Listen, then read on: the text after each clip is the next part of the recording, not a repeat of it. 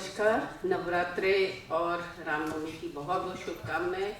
प्रभु से प्रार्थना है कि सबके जीवन में मंगलमय हो, मंगलमय हो।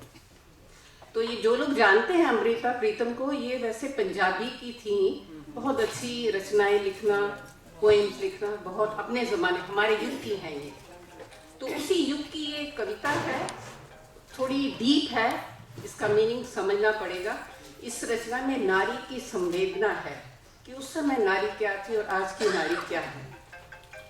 कहने को पूरी जिंदगी केवल नारी सुनती ही रही, वो अपनी बात कह नहीं सकी। तो इस रचना में सुनो और ध्यान से सोचो। वो कहता था, वो सुनती थी। जारी था एक खेल कहने और सुनने का।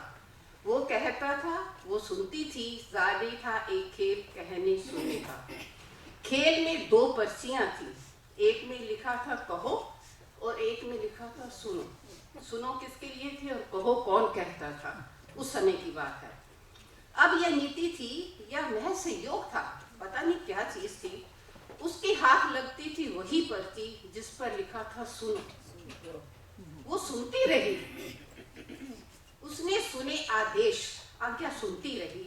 उसने सुने उपदेश, बंदिशें उसकी जो लिखी गई थी। उसके ये थी वर्जनाएं, वो जानती थी।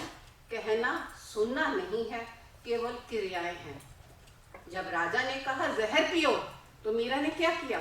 जहर पी लिया। और ऋषि ने कहा पत्थर बनो, तो क्या बन गई? अहिल्या बन गई। प्रभु ने कहा निकल जाओ, तो सीता हो गई। चिता से निकली चीख, इन्हीं कानों से नहीं सुनो, वो सीता हो गई। 3 बार तलाक तलाक कहा, तो परिवक्ता हो गई। घुटती रही उसकी फरियाद, अटके रहे शब्द उसके गले में, सिले रहे होंठ, रूंधा रहा गला। उसके हाथ कभी नहीं लगी वो पर्ची जिस पर लिखा था सुनो सुनो सुनो, कहो कहो कहो। उसने कभी कहो नहीं, सुनती ही रही सारी। धन्यवाद।